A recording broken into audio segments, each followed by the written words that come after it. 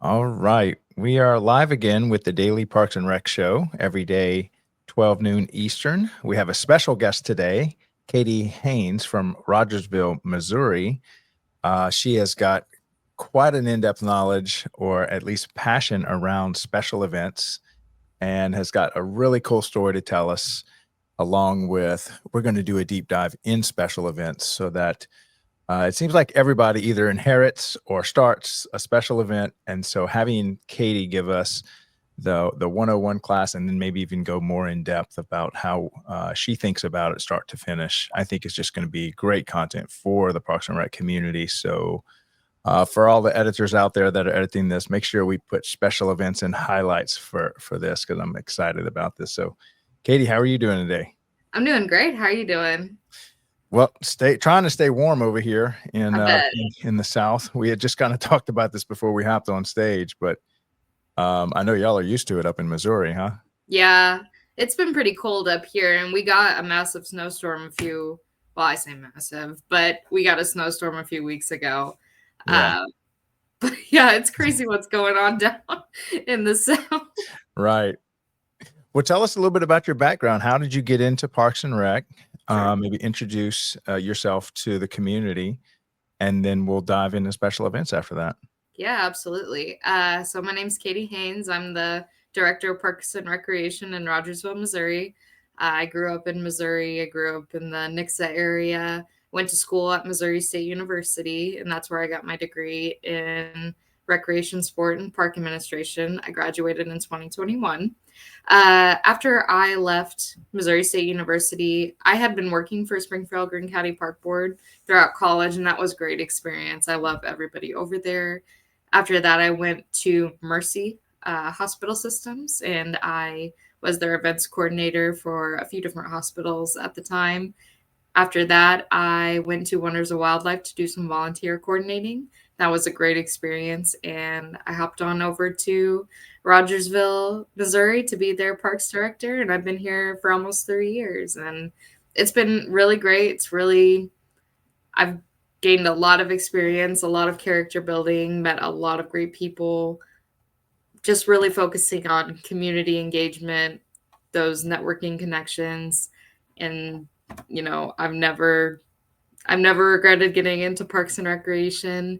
My love for Parks and Recreation started with my love for special events. So when I was Mm. younger, or even a teenager, a young adult, I always loved going to community events such as Arts Fest here in Springfield, Missouri, cider days, things like that. Going visiting my local parks because I love the environment, and that's where I realized I could get a degree in Parks and Recreation and enjoy all the planning aspects of special events, and just kind of went from there. And it's Yeah. been a lot of fun. Now, can you define special events and special events coordinator when you say that term? What does it comes to mind for you? So when I think of a special event, I think of something that a city or a company plans, something that happens either annually, or maybe it's the first time doing it, or maybe it's just a once in a lifetime thing. Special events, when it comes to planning that, I just think of a lot of community coordination, vendor coordination, timelines, different aspects like that. So Mhm. when I think of special events, I think of city events. That's where my head goes. So Right. before I got into my own role, I would think of like Springfield Green County events like Arts Fest, cider days, you know, solar eclipse viewings, things like that. And that's what really drew me into the special events sector. Now, is that something, did you have an experience when you were young around the special events, or how did you kind of want to do that when you were um, Sure. high school, college age? So before I actually went into the recreation field, I actually have a huge passion for music. I actually wanted to be a music teacher. Really? Yes, I started going to college to be either a band or a choir director because I just loved, I love performances. I love music. My dad Did you play an actually, instrument? I do. I play clarinet. Ah, Yep. So, woodwinds. yeah, woodwinds. I could probably still play. I don't know. I haven't played in so long. It's just sitting in my closet right now. Yeah. kind of. Some of my children play classical instruments, cello, Oh, cool. piano. I think they all grew up playing. Well, I know they all grew up playing that, but it's nice to have that in the house, especially when they get past that. I don't know how to put it. The When they start awkward sounding good. phase. Yeah. It sounds terrible when the first year or so, My but then parents, it's quite yeah. beautiful afterwards. Afterwards, yeah, once you actually get good, Right. respectfully. But when you're first starting to learn an instrument, it is hard. The clarinet was very squawky. Yeah. And my parents were like, "Oh my gosh." Yeah. I stuck with it.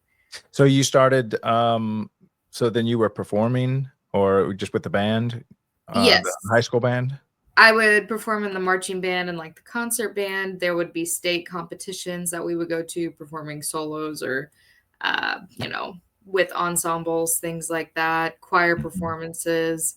A lot of what drew me to music and the theater aspect is my dad works in theater. He works for a professional lighting company. So the lights that you see when you go to like a concert or a church or a big, festival, something like that. Those lights that you see, he puts all that together. No way. So, what company is that? I believe it's Chauvet. Uh-huh. Yeah. That was my background. I was a lighting engineer and spent. Were you? Yeah. That's awesome. I was a master electrician for 20 years. I had, oh my gosh, 30 or 40 electricians at its peak. Then I got into the lighting design. So all my stuff was outdoor though. The indoor stuff, like all the fancy dimming and stuff that you see on those stages, I never got into that. But that was, I got to be alongside of people that did all that stage lighting. It's much more complex than just the big on and off on an outdoor arena. Yeah, absolutely. I'm sure you and my dad would have a great conversation with lighting. Oh my gosh, yes. All aspects lighting. I just looked up. I couldn't remember the full name, but it's Chauvet Professional, and they're based in Florida. So It's pretty cool. Yeah, they have a great operation going on down there. Yeah, lighting is so important, especially when it comes to film. Absolutely. Producing anything, just even for like this little podcast, I still have a lot more, I guess you call it infrastructure on my desk to get my lighting just right. Yeah, I didn't really. I have like my lamps in here, but I started there. I had to just get on Amazon and buy some stuff, but and maybe that we can talk about what's the setup that you've experienced with special events that you've had to deal with. What the setup? What do you mean? Well, like so when you think of a special event, you've got some things you need to provide as far as infrastructure, I guess, for a city or stuff. So maybe take us through the beginning and end process of what you think when it comes to special events. Oh, okay, sure. So we'll take the egg hunt, for instance. That's our big event coming up. It's not our biggest city event, but it is an event that I created, I believe it was 2 years ago. Yes. And because we didn't have a citywide egg hunt, I'm like, well, we should do something. We don't really have a spring event. We should do something to get the community out to the park and kind of kick off our spring season anyway. And so with the egg hunt, since we started this from scratch, we had to think, okay, what's the estimated amount of people here? What kind of marketing do we need to look at to get people out to this event? What kind of facilities do we need to have where it makes sense and, it's not overcrowded in certain areas? Are we going to be providing food or any sort of thing like that? What are we doing about security and safety? What do you do about crowd size? Like, I mean, you kind of don't know, but you have to go with some number, obviously, to get started. But how do you guesstimate who's going to show up? We go off previous events. So we go off, if we started an event in the past, how many people tend to go to those events. We go off of our social media presence. So how many people are interested in an event, and we kind of do the math and make an estimation off of that. How many sponsors we get, how big of a presence we'll have, because they'll be sharing the event too. We just kind of go from there. So the first year is always kind of we'll do our best. Right. We will estimate our best. Yeah. First of anything is always a train wreck. Just kind of expect it and you'll be a lot better. In fact, the first year we had way more people than we thought we would. We didn't think, Uh, which was a good thing. I was expecting probably, I don't know, probably like 200, 200, 300. And we had well over 500. wow. So it was great, but we were able to plan a little bit more efficiently for the second year. And Mhm. it's been great. We're excited for the third year. So Yeah. Now this is you said the egg hunt? yes, we do it. We're going to do it the Saturday before Easter. Yeah. Yeah. Yeah. So give me some of the logistics that you use to prepare for these events. Sure. I'm a big checklist person. I'm a big list person. And so I have pre-made lists for all of my events so I don't miss a thing. I have categories for marketing. I have categories for what vendors I need to reach out for facilities, whether it be like portable toilets or things like that, extra trash bins. How Um, many items are on your checklist? it just depends. But like for, Like 100? I mean, for the Independence Day that we do as a city, it's at least 2 or 3 pages of just stuff. Wow. Yeah. Yeah. And honestly, it doesn't sound like a lot, but there is a lot of preparation. I mean, we start planning for the event in December. Hmm. That's when I'm recruiting a lot of the vendors and For a July event? mhm, Yeah. So you're looking at 6, 7 months. mhm. It's a lot of preparation. We order the fireworks well before the event to Hmm. make sure that we're all squared away for that, and because it When do is you, our biggest expense for it. when do you start reaching out to vendors? Probably December. Have you contacted I them? reached out to all of our food trucks in January. We have a Mhm. pretty healthy list going. How many food trucks do y'all have? As of now, I think I have 10 confirmed, and that'll Mhm. probably grow. I think last year we had 15 to 20 confirmed, and Mhm. it was a lot. When I first started doing this, we didn't have any food trucks. We were serving food as a park, which was a Wow. lot. But the How food many trucks people? really help. How many people show up to that 4th of July event? We probably have 1,500 to 2,000 come each Yeah. year, I would say, just, coming and going. Mhm. And it's a pretty large event. Now, do y'all have sponsors for that event as well? Yes. And We how many do open up sponsorships for that. And as the years go on, it's been really great connecting with the businesses in the community to Mhm. gain that sponsorship and that relationship and just help each other out. And how far advanced do you wanna start touching base with those? Hmm. Well, in January, I did send out kind of this is what we're doing this year. If you're interested, please let me know. But before each event, before each sporting event that we have, and if somebody wants to sponsor, I like to reach out 2 to 3 months beforehand, or maybe Mhm. even around the 3 to 4 month, Right. just to get people on the radar, get them thinking about it, and And get y'all have production different done. levels of sponsorship? Yes, we usually do levels for sponsorship. It just depends on the size of event too. So if it's a bigger event, we do levels. If it's a smaller event like the egg hunt, we usually do like a banner. Or we do something cute that we do is we put stickers on the eggs so you can sponsor like 100 eggs or 1,000 eggs. And so that's always fun. And now what percentage do y'all look to try to cover, from sponsorship? And I don't know if y'all make any money on the food trucks, but are y'all trying to make each event self-sufficient or at least half of it, or do you have a goal there? I do like for the sponsorship to cover at least half. It is a good goal in Mhm. that aspect. But we do as a city budget for our events, but I do like to cover at least half. So with that, we can always continually add and provide more for the community and keep them coming back and keep them engaged with their parks. Now, do you find that other cities are roughly the same? They try to cover half the event and the other event tries to make the event pay for itself, or is that a rule of Uh, thumb, or is it just your goal? I'm not sure. That's just kind of my goal, but I'm not really sure in Mhm. terms of other events. I mean, I would say so, but I mean, it just varies from city to company. And this is a free event? Yes. Mm. Have you ever done ticketed events for anything, concerts or anything like that? We don't really have a venue at this time for concerts. There is Rock in Rogersville, but that is put on by, I believe, the Community Foundation. We don't put that on, and I believe that is a ticketed event. Sometimes, like with the horse show here, that is a ticketed event, but that's run by the Saddle Club, but they have it at our park. But as far as us ticketing, I don't believe we've had a ticketed event through parks. So right now, y'all have the 4th of July celebration is your big one. Yes.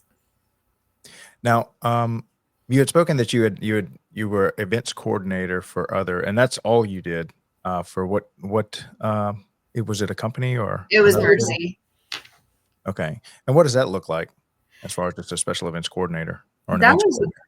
a really interesting position because it was during the COVID pandemic. Mhm. And so events, especially in a hospital setting, we definitely had to make adjustments, Mhm. take, extra precaution, but we were able to put on like a craft show for all the employees and Mercy. And so that was really awesome. That actually turned out very well.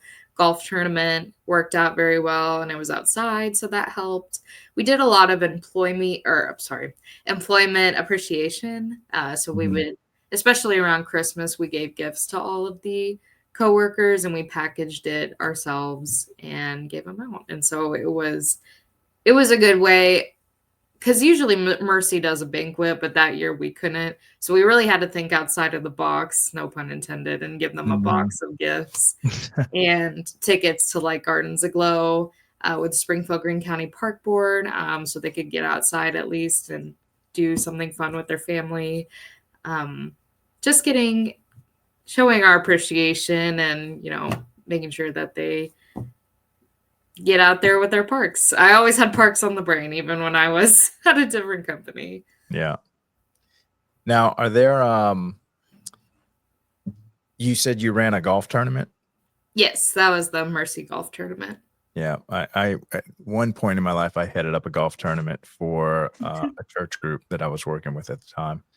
That was fun. That was a big Mhm. education. They are a lot of fun. I didn't know a lot about golf, and I still don't going Yeah, into it, so I was like, "Whoa," but there was a lot of great help from the venue that we were with, so but yeah. yeah, I don't really play golf, so I Now, is there any formal training education that you could get either in school or through, I don't know, NRPA or anything like that when it comes to special events? absolutely.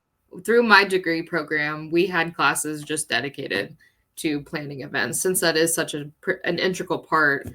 of being in parks and recreation. But the education, doesn't stop with like my degree. There's a lot of great resources through Missouri Parks and Recreation Association. We do a lot of Zoom calls. In fact, there's a conference coming up in February, MPRA conference in Branson, and so we'll have a lot of great sessions where we go over event planning, networking with other professionals around the state. And NRPA does also give out a lot of great resources. I haven't had the pleasure of going to a National Parks and Recreation conference, but I imagine that there is a Yeah, ton of yeah. I've resources. been to a few, but I haven't seen anything specific. I'm not saying they don't have it. I just haven't attended anything around Oh, special sure. events, but maybe you can, come as a speaker. That would be awesome. Speak on I don't several know. events. I think I would want to be more of a student than a teacher Yeah, at a huge event like yeah. that. Now you said, you went to at school or at college, they taught you something around Proxima? Which university did you attend? Missouri State University here in Springfield. And what college in the university was that up under the degree, or do you It remember? was under the oh my goodness. It was like health and human services, like kinesiology. Ah, That was, yeah.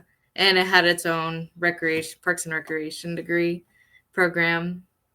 and so there was a class within that degree around or some stuff around special events? Yes. And was that, just one class, one semester, and what was it? What did it look like, the curriculum, or do you recall? It You had emphasis, like different emphases within the degree program. So there was an outdoor education, a management emphasis, a sports management emphasis, and they used to have a recreation therapy, but I don't believe they do that anymore. Mhm. But regardless of what emphasis you had, there was at least one special events course that you would take for at least a semester. I believe management, mine was outdoor recreation. So I did a lot of classes outdoor, but I believe with the management, you probably had a few more special event classes. Mm. So if you were, I guess, do you have like a little cheat book? And probably your checklist would be your cheat Mhm. sheet. that you Yeah, would do. if I'm ever forgetting something or if I'm ever like, I don't know what my next move is, I wrote out all the standard operating procedures and policies and procedures for our Parks and Recreation department.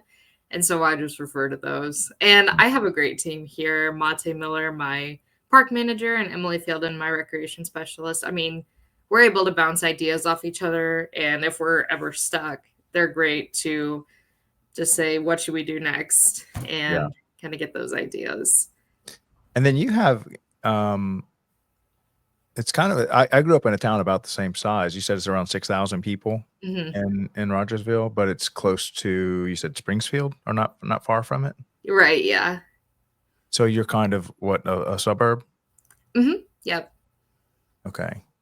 Kind Um, of. was there any groundwork done in special events, standard operating procedure? You kind of wrote all that yourself when you came in? So there was kind of, when I got into this role from the previous directors, there was some framework kind of laid out, especially with like the city 4th of July event. I mean, there was a way that things had kind of been done. Um, but as far as like an official Parks and Recreation policies, procedures, manual, or just like things written out, I did take the time to write all that out so that any future director, any manager, anybody who's just curious can take a look at those. And I mean, they're all Mhm. public Right. information. So, That's good. Thank you for leaving something behind. I guess I know I hear a lot of stories around how people come in and it's just, either it's a new park system. I talked to a guy the other day and he was the first park and rec director for the city. wow, So he had to build everything from the ground up. And he did that for about 9 years. that's amazing. So yeah, there are still cities out there that just Parks and Rec is just a hat that somebody's wears. Right. And, you know, I have had to build a lot here, a lot of just like kind of just writing things out, putting things down, like officially, if that makes sense. Hmm. The past two directors have done a great job with leaning like sport programs, but I almost wanted to build upon the sport programs and show that Parks and Rec is more than the athletics that we provide. It's a huge part. I mean, athletics is so important, but we also offer events. We also offer community resources. We also have rentals. I mean, so I just wanted to, my job was kind of to expand upon that and build from that. Hmm. So, Now, is there any special event that you're looking to add to your plate, or one that you've attended maybe outside? hmm. One that there's nothing that I say there's nothing. I mean, I'm always having ideas or I'm trying to at least brainstorm Hmm. things that we can do. Something that is fun that we kind of added last year that we've partnered with the chamber is our Farm and Harvest Festival, and that will be in October. We did that last year, and that was a lot of fun. Usually, the chamber and Market in the Park just puts that on, but we decided to partner and expand the event even more. So that's also a focal point for this year to expand upon that even more. But it was a great success last year. And so we partner with the chamber a lot for events, and they're great to work with. So they kind of help. What type of events do y'all partner with them? Oh, I would say all of our large events they're a part of with us. Mm. So our egg hunt, they are the 4th of July. Yes, they are a part of that. Yeah, I So they're guess all helping of to them. sponsor and organize as well. Yeah. Yeah, I work with Bailey Tennis. She's the director over there. I believe she's the only full-time member at the chamber. But we work together and we have a lot of great brainstorming with each other. And she runs something called Market in the Park, which is like a farmer's market, but that's like her own kind of business. And so, they sponsor our events, and it works out, and it just makes community events awesome. So let's talk about the roles you want to kind of secure and define for each event. Maybe there's a president of each year or something, but what are some of the roles you want to kind of understand or appoint coming into a special event? Sure. We haven't really done anything like that where there's like a president of this event since we've been able to kind of organize it ourselves and just kind of go from there. But that would be something as we expand. One of my goals is to expand our volunteer department. And so I would think that would be a great idea if we were to, really build upon our volunteer department, is help us coordinate and have committees for these events. Yeah, because kind of like the state associations, they'll have presidents, future presidents, past presidents, and it's kind of, they hand the torch off after you've got a year under your belt to the guy coming in. But so y'all run all y'all off your staff. How many staff members do y'all have? We have, it's me and then 2 full-time staff under me. And then I have about 30 to 50 seasonal employees. It just depends. But so y'all run all the special events just in-house for now. Yep. All right. So let's talk about your 4th of July fireworks. And then I really want you to get into the story that you had. I'm going to let you tell it whenever. Sure. So my first year, and that was 2022, I was leading the event. It was going great. We were getting things going. Band was playing, serving food. Awesome. Everything was going great. So night comes and we're about to do the fireworks and nothing's happening for like 5 minutes. We're like, okay, everybody, we're about to do fireworks, and nothing's happening. People who are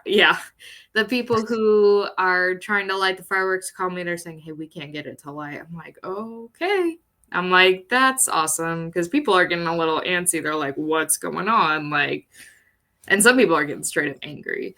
And so I'm trying to make announcements like, we're just having some technical difficulties. Should be going, we should be going soon. And then all of a sudden, when I'm trying to make an announcement, I'm trying to coordinate with everybody. It was like daylight in the park. And I was like, what? It was so bright. And come to find out, 20 minutes worth of fireworks go off in 2 minutes. Wow. I don't know what they did. I don't know what happened, but it was unlike anything I had ever seen. I'm just looking at it. Yeah. They were playing catch up. Oh my gosh. You just don't see that. You don't see 20 minutes worth of fireworks go off in 2 minutes. And of course, as a new director, I'm like, oh no. I'm like, I don't know what to do. I'm like, is my park gonna catch on fire? Luckily, everything was fine, and people cheered, which was great. It was good to hear that. We did make a statement as a city, we had technical difficulties, but everything was fine. And then the next year, it worked out very well. But that was probably the funniest thing that's ever happened to me at a special event. That's crazy. All the fireworks going off. Well, at least you got a lifelong story to tell on that one. Oh my goodness. And then my family, they couldn't make it that year. And when I told them, they thought it was the funniest thing that they had ever heard. Yeah. And they came next year. They're like, do you think that's going to happen again? I'm like, I sure hope not. Now that people are probably hoping that it happens. They're like, I wonder what that's like. I'm like, I hope it never happens again. How was the vendor? How did he handle it? Oh, they were just like, oh my goodness. But we were all just very understanding of each other's situation. And we're like, that's all right. We have next year. So I can't imagine it seems like that would be every guy's dream job, is to just set off fireworks. I think if I was setting off fireworks, I would be scared if all of that happened at one time. Yeah.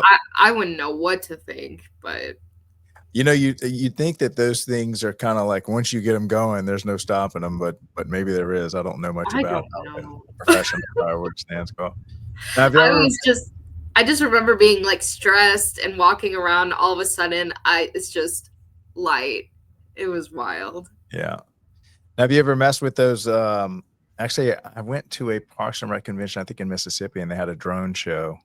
I don't know if you've ever Ooh, seen those. And then, I have. yeah, They're those are neat. amazing. Yeah. I saw But one in Destin, Florida as well. That was the second one I had ever seen. But now they're starting to use that kind of stuff in place of a fireworks display, or maybe in addition to. that Um, makes sense. yeah, that was pretty cool. The stuff they were able to do with drones nowadays. That's cool. I Yeah. wonder, I don't know what it takes to run a drone show. I don't know. I guess I would have to look into that. Yeah, you hire him just like apparently, at least the guy that came and did a display, you hire him just like a fireworks display. You know, they Oh, just show up and do their show just like a fireworks display shows up and does theirs. that's so cool. Mhm.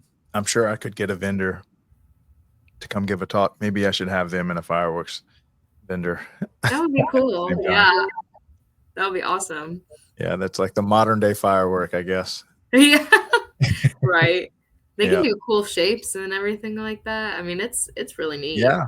Yeah, it really is. And they have all the different lights. And I think both of them, though, you see drones falling. So Oh, I think there were 2 drones that just fell out of the sky, and you could see them just blinking and falling into the water. Out of oh, they must have had like gosh. 2 or 300 or 400 drones. So I That's guess funny. you're gonna lose a few, Yeah, I guess you have to expect that. right? Oh, One of them is just not gonna make it. oh God. Hopefully, he didn't have an important part in the show. Oh But no. so where are you going from here as far as aspirationally? You like the small town, or you kind of looking to move up, I or like small towns. I'm a rural town kind of girl. I love being in a small town. I love communities. You know, I currently live in Springfield, so I live Mhm. in the city, but you know, I'm looking to buy a home in a small town and Yeah, just I live love that there. too. I was raised in a small town kinda next to a big city, but we always had that small town feel, and we always had special events. Mhm. We had a Christmas parade, we had Mardi Gras parade, we have, like, several Veteran Day parades going down the center of the city. Mhm. Um, and then we have just I think we have 1 or 2 events that are what are they, like Louisiana's big on festivals. We gotta have a festival, like, every weekend practically in this. That's awesome. I They have, love like Louisiana. oh my gosh. I lived in New Orleans, which I still am off and on over there. Uh, Mhm. there's a festival every single week, That's every amazing. week, and many times there's 2 or 3 festivals. And if there was a food, there's a festival around it. We That's have a awesome. macaroni and cheese festival, and it competes with the Po' Boy festival. And Mm. one has like 150,000 people show up, and the other one has like 30,000 people show up for macaroni and cheese. I'm like, you wouldn't think there was 60 ways to make it, but uh, Nope. We just that's where love the mac and cheese. that's like the pro team on event throwing, I guess, in New Mhm. Orleans. It's a big chunk of our economy. Tourism is like 70% of the city's economy. I believe it. I Yeah. would love to hear from the parks director down in there and just be like, Oh yeah, Mr. "How?" Larry's a good friend of mine. Oh, He's yeah. yeah, well, actually they have like 4 park departments over there. So Oh, yeah. you've got 4 park systems. That's a Louisiana thing to break up one department into 5 or 6 or 10 departments, you know, Yeah. all with the same name, slightly varied. Sure. Um, but yeah, and if you're ever down in New Orleans, make sure you let me know and I'll be your tour guide. And that Cool. goes out to anybody coming to New Orleans. I love showing people around our city. And That's awesome. it's I know always, my boyfriend's been wanting to go yeah. to New Orleans. I'm like, "We should." Well, y'all make a trip.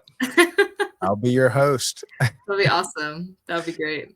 It's really anytime's a good time. Mardi Gras is super busy, so on Sure. Jazz Fest. So if you can avoid those 2 dates, unless you wanna go attend that stuff, which is fun. No, we're not big crowd people, which is Yeah, funny because I love special events, but I'm like, I'm not a big crowd. yeah. Yeah, New Orleans is a 24/7 special event. It's just Wow. it's a special event after special event, but it's funny, I do like to visit those and I miss them, but kinda like you being from a small town, Yeah. maybe let's talk about the dynamics of a small town, uh, Sure. because they have such a unique community vibe going on, and I think that it's on the upswing, especially with all this remote work. It's more about where you wanna live because you can now work from anywhere you got an internet connection, and especially with Starlink, you can be in the middle of nowhere. Right. Yeah, that is true.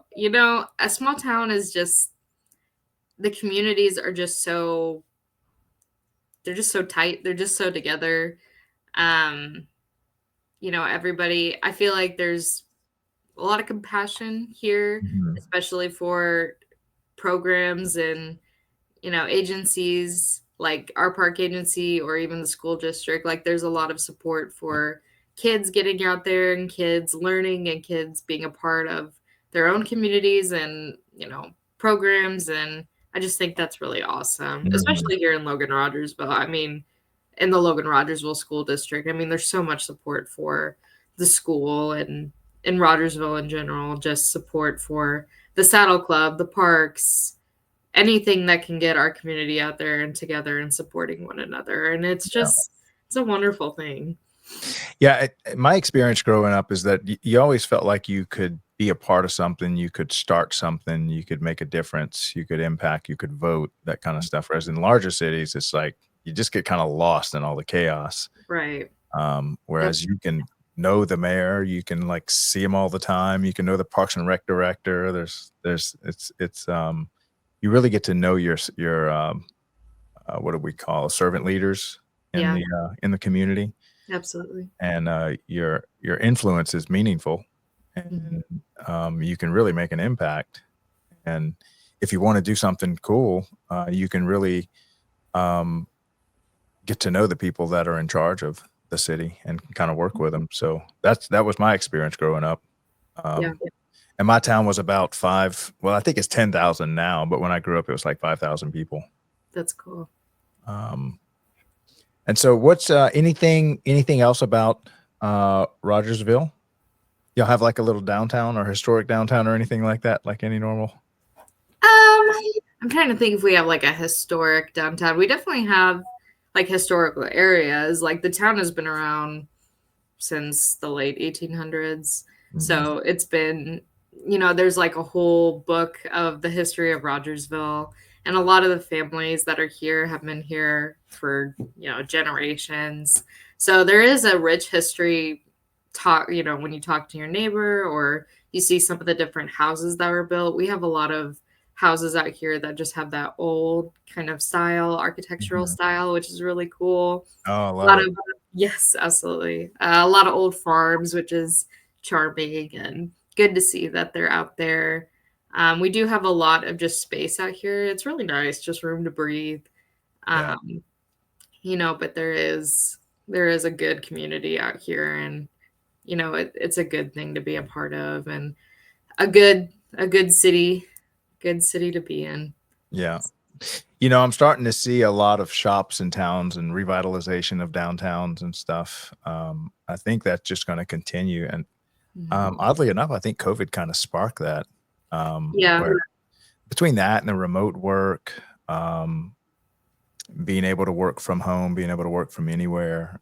Now, at least I had that work from home economy in my company for 7 years now. Well, mhm, not I done sold that and retired from it, but, um, my office was a coffee house, and so now all these little towns are opening up these little coffee houses that can, mhm. it would just be like the one-off coffee shop, and, I just see that really starting to revitalize a lot of these downtowns and stuff, so, Absolutely.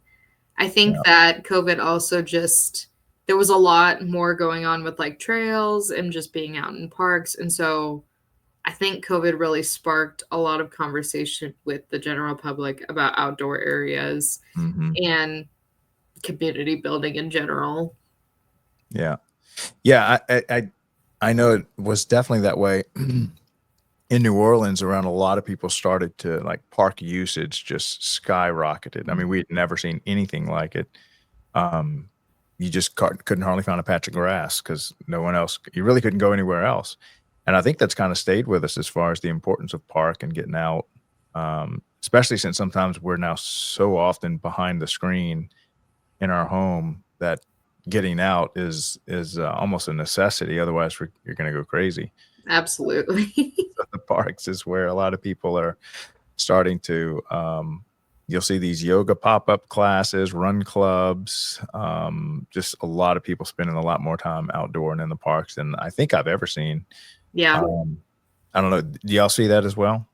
I would say so. I would say we saw a lot of that. I wasn't here during the COVID pandemic, but Mhm. just like in Springfield, Greene County, or just in general. I mean, Yeah. even just living through the COVID pandemic when I would go out to trails or parks. I mean, it's just Yeah. it was huge, and I don't think it's slowed down ever since. I mean, we do see a ton of people in our park and a ton of improvements. So Yeah. Well, thank you so much for coming on to the show. Is there any closing words you'd like to say if anybody getting into Parks and Rec, especially if they're a college kid yeah, or absolutely. maybe for special events? Parks and Recreation has just been a great part of my life. Getting into Parks and Recreation, making those connections with my classmates and just the professionals in the field, seeing how, your actions, the programs you put on, the events you put on, the sports that you put on, anything that you do, it's just all about the people. It's just all about the community. And that's just something I've learned more as I become as I grow more as a professional, is that my goal is to just help people become their best selves and build communities. I mean, that's just why we're here. That's why we do what we do. And, if things get tough and if things, you have some, roadblocks in the way, try not to get discouraged and use that discouragement to push forward and to always keep the goal of helping other people in mind, and you'll just be amazed what will come of it. So Fantastic. What a great testimony for that. Highly encourage anyone that's thinking about, as a college degree, to consider Parks and Rec as a career choice, because I can't tell you how many people I talk to that they get so much fulfillment out of it. So if you're looking for a fulfilling job, go for it. absolutely. Consider Parks and Rec. Well, Katie, thank you so much for your time. Thank you. I'll reach out to you after the show and we can connect and see what some of our next steps are. But I think I Sure. might do a panel on special events because we've got a lot of cool stuff to share. But I appreciate you Absolutely. sharing your story with us. Yeah, thanks for having me. It's Yeah. been awesome. Fantastic. Good seeing you. Yeah, good seeing you. Bye. Bye. All right. So that was Katie Haynes with the city of Rogersville, Missouri, small town, 6,000 people. She came in through special events, found her passion in Parks and Rec. And, it's just a very common story that we see people come into Parks and Rec through all different routes and just stay for life. Y'all might know, I do interview probably at least three people a day that have committed their life to Parks and Rec, coming from all sorts of backgrounds. Many of them do come from, they're pursuing this on purpose from college days into it. Maybe they grew up in it, they had a parent in it, something like that. But you'd be surprised how many people come from private industry, somehow get asked, they just volunteer, whatever, and they just kind of stumble into the industry. But you'll find a very common theme that people, for whatever reason, they come and then they end up just staying because it's such a fulfilling job. Building your community, talk about multi-generational legacy stuff. I mean, everything you do in Parks and Rec is done with a mindset of, 50 and 100-year time frames, the stuff you're building, the stuff you're putting together, the fields you're developing. Many times the city will get just a plot of land, and the benefactor or donor is just like, make it a park. I've always wanted a park for my grandkid, and you get to build that. And sometimes these are 5, 6, 7, 10-year projects. And so being able to do that is very fulfilling. What would you want your park to look like if you were given a piece of land and were put in charge of building out something that generations would benefit from in your community? So talk about community building, building out the infrastructure. So we're going to start doing a lot of short videos around choosing Parks and Rec as a career path. So we may highlight some of the cities as well, but right now we've got 7 video editors competing for a full-time position with the Daily Parks and Rec Show. This will be our 4th full-time employee. We need help supporting this growing stack of artists. And so if you'd like to support the channel, it looks like we're going to go the route of having 1 or 2 special products. We'll probably start with this guy right here, just because this was my previous company.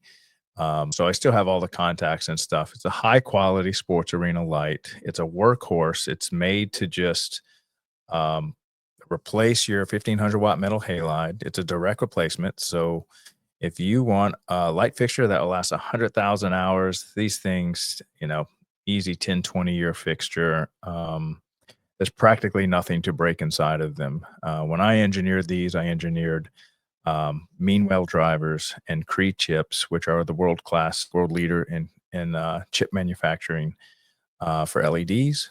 And the driver manufacturer, Meanwell, is a global leader. So if you've got good components and you spend the money to put those 2 in there, you're going to get a fixture that will give you 0 maintenance. And the warranty I'll put on those will just be, if it goes out, just call me. We'll send you a brand new one. No questions asked. We've never had a city take advantage of us. I've in my other companies sold thousands of these to big Parks and Rec departments. So if this is a way that so what we're going to do, we're going to be a media company that Parks and Rec, the Daily Parks and Rec Show is the podcast. It's just the beginning. We're going to have a stable of content creators, video artists, audio artists that can produce really good content for the Parks and Rec community. We want to highlight the careers. We want to make short films. We want to make educational films. And we're just going to use a couple of products like that thing to fund it all. We've been getting a lot of great product ideas from the people from the community. And so we had one lady in California said, "Dude, if you can get us a quality 8-foot table," we have tons of those that we're always looking for good ones. We also had a guy that said, we use these drawstrings or book packs. So we're going to come up with a little stable of just 1 or 2, maybe 3 or 4. Kind of like this is the Girl Scout cookie model. For those of you that don't know, it was an idea given to me last week. You don't think of the Girl Scouts as a cookie company, but they sure sell $800 million worth of Girl Scout cookies each year. So, having some type of product that you can use to fund, in the Girl Scouts case, the formation of young women, teaching leadership, outdoor activities, stuff like that. And so we want to be a media company, employing fantastic digital artists that can create great content specifically tailored for the Parks and Rec community, Parks and Rec industry nationwide. And so we're going to really get good at just a couple of cool products that we feel like everyone in the parks system can use. And this is something that I know maintenance departments have been, at least for the LED light, they just got 40 lights on a field, 8 are out. They put these 8 up, and then in 1 or 2 seasons, you've got long-lasting LED lights with a great warranty on them. So if that's something that you feel like your park system needs, please reach out to us, and we will plow every dollar back into this media company for the Daily Parks and Rec show so that we can hire artists to do nothing but create awesome, great content for this community. I wanted to thank all the people that are contributing to all these ideas, like having a designated product for it, like suggesting future guests, types of content, panels, you name it. We are getting unbelievable feedback from the community on LinkedIn, on Facebook, on my interviews, on X. And so we appreciate it. We want to build what the community wants. And so we constantly are asking for feedback so that we can make sure that we're kind of steering the ship in the right direction. So uh, you can support us by number one, just watching our videos and let us know what we can do better. Um, Give us some feedback there, and not just on the content, but even if it's like a technical thing that you see around the sound. Like one of the early things was our sound wasn't off, so we were able to get the sucker right here, and um, some of the software that we're using just to really polish up the shows and stuff. And so same thing with the video editors coming in. They're going to come and add an extra degree of excellence on top of everything that we're doing. So appreciate all the feedback. Appreciate all the love everyone's given us. We got a great show coming up tomorrow. Hold on, let me pull this thing up here. I know I should have this ready. There we go. Okay, so tomorrow, our guest is Chris Cotton. He will be our last interview for the week. And then we have 4 interviews coming up next week, Wednesday, Thursday, and Friday. Excuse me, Tuesday, Wednesday, Thursday, and Friday. So looking forward to that. Got a full slate of interviews, and we should be able to launch February our maintenance Mondays. We've got a lot of great guys in the maintenance, superintendents, field maintenance. I had a great talk yesterday with Jacob around if you didn't see yesterday's show and you want to know about autonomous electric lawnmowers, you want to listen to that show. He has 2 of them that he's been using for a couple of years, and I think he's been using some painting robots.